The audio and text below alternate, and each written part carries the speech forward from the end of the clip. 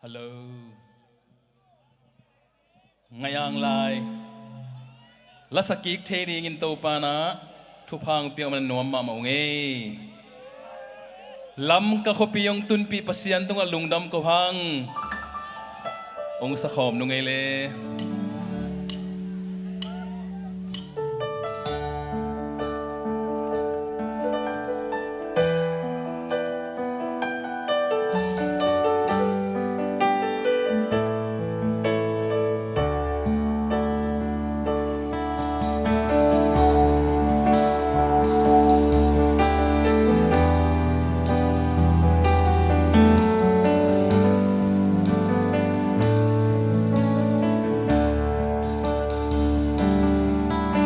Sao lima ngày nấu không khổ lo cái lại khôn na sang băng hông nâu noa mình tu lệ xóa lệ chân mang lung ôiวันนี้chúng tôi lâu băng cái tôi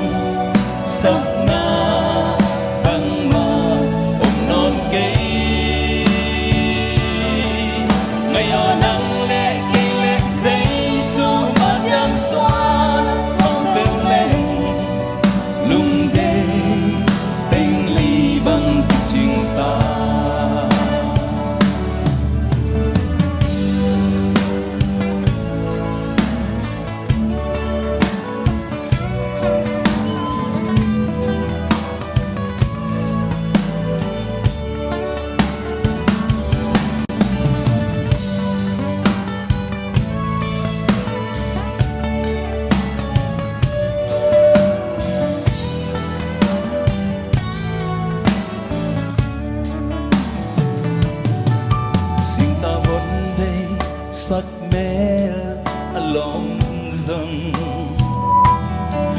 dầu tôi lia nu sắc mê mà lòng gió em xin ta tông cam anh em ra dầu tôi lia nu tông đắm mà em ra lại xin tôi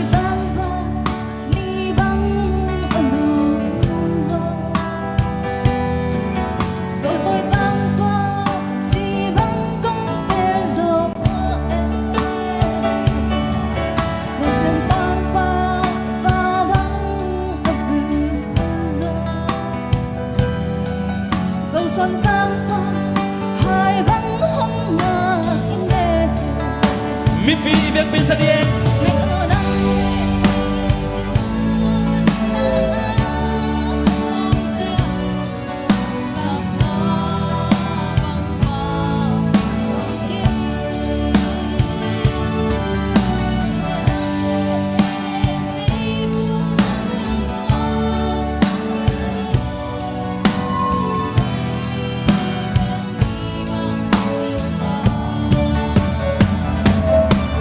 ngày hôm nay